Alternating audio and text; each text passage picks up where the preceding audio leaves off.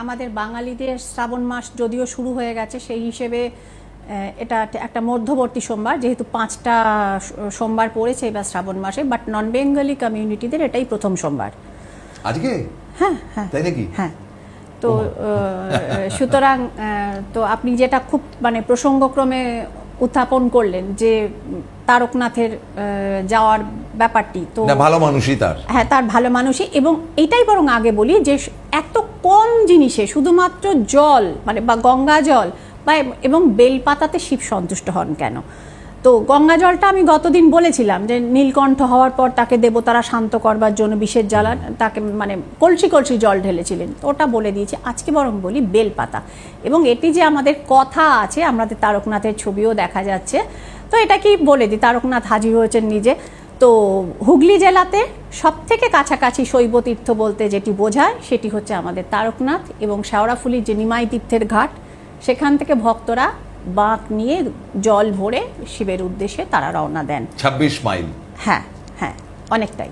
তো সুতরাং সেইখানে তারকনাথের মূর্তি আপনারা দেখতে পাচ্ছেন। মন্দিরটিও রিসেন্ট সংস্কার করা হয়েছে সরকারের পক্ষ থেকে, যাত্রীদেরও সুবিধে করে দেওয়া হয়েছে। তো এইখানে তারকনাথের যে শিবলিঙ্গ এটি স্বয়ম্ভু। এটির একটু মানে আমাদের কিছু কথা থাকে না, যে গাথা যেটাকে বলা হয়, সেটি প্রচলিত রয়েছে যে বহু বছর আগে মানে প্রায় 1800 শতকে এইখানটা ঘন জঙ্গল ছিল। হ্যাঁ হ্যাঁ, তখন শিব মন্দির বা তারকনাথের অস্তিত্ব জানতো না মানুষ, কিন্তু সেই সময়কার যে গ্রামবাসীরা তাদের মধ্যে অনেকেই ছিল রাখাল। তো রাখালের বেশ কয়েকটি দুগ্ধবতী গাভী ছিল, গরু। তো সে রাখাল বেশ কিছুদিন ধরে লক্ষ্য করছিলেন যে যখন মানে তারা গরু চড়াতে নিয়ে গেলেন এবং একটা গরু এবং তার সব থেকে যে বেশি পরিমাণ দুধ দিত সেই গরুটি সেখান থেকে দলছুট হয়ে যায় এবং ঘন জঙ্গলের ভেতর আস্তে আস্তে সে প্রবেশ করে, এবং খানিকক্ষণ পরে সে যখন ফিরে আসে তখন আর তার দুধ থাকে না।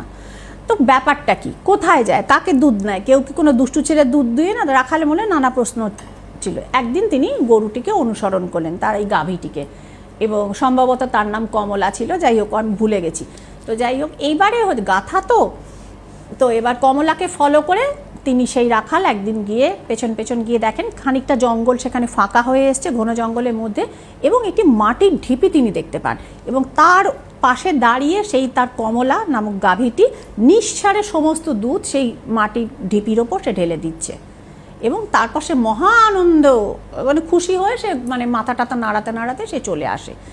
2-3 দিন দেখার পর তিনি গ্রামবাসীদের নিয়ে ওখানে যান যে মাটির ঢিপিটি কি, এইখান থেকে কেন সে দুধটা দিচ্ছে, এবং সে এত আনন্দ নিয়ে ফিরছে।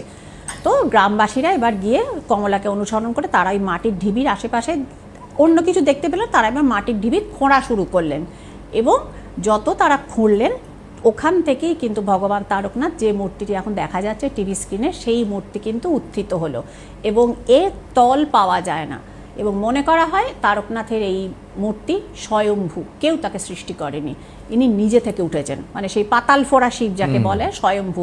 দুরকম শিবের মানে আমাদের শ্রেণীকরণ রয়েছে, একটি হচ্ছে জ্যোতির্লিঙ্গ যেটা বিভিন্ন জায়গায় আছে, ওটা নিয়ে আরেকদিন আলোচনা করব, অপরটি হচ্ছে স্বয়ম্ভু যেটি আমাদের তারকেশ্বরে রয়েছে। এবার প্রশ্নটা আসছে যে বেলপাতাতেই তিনি সন্তুষ্ট, এটা আরেকটা গাথা আছে যে দেবী পার্বতী একসময় শিবকে জিজ্ঞেস করেছিলেন যে মহাদেব, যে এত তো ফুল আছে, বেলি, চামেলি, স্বর্গীয় পুষ্প, পারিজাত সমস্ত কিছু রয়েছে, কিন্তু সব ছেড়ে এই বেলপাতাই আপনার একমাত্র এত সন্তুষ্টি কেন, আপনি বেলপাতাতে এত সন্তুষ্ট? তখন তাকে স্বয়ং মহাদেব বলেছিলেন যে এই বেলপাতাই এমন একটি পত্র যেখানে ব্রহ্মা, বিষ্ণু, মহেশ্বর তার 3টি পাতায় অবস্থান করেন, অর্থাৎ একটি বেলপাতাতে মানে সৃষ্টি, স্থিতি এবং প্রলয় এই 3জনকেই মানে কম্বাইন করা যায়।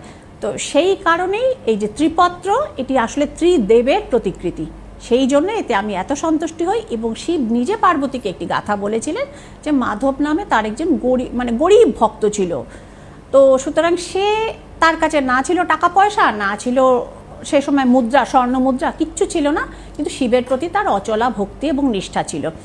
তো এবার যেরকম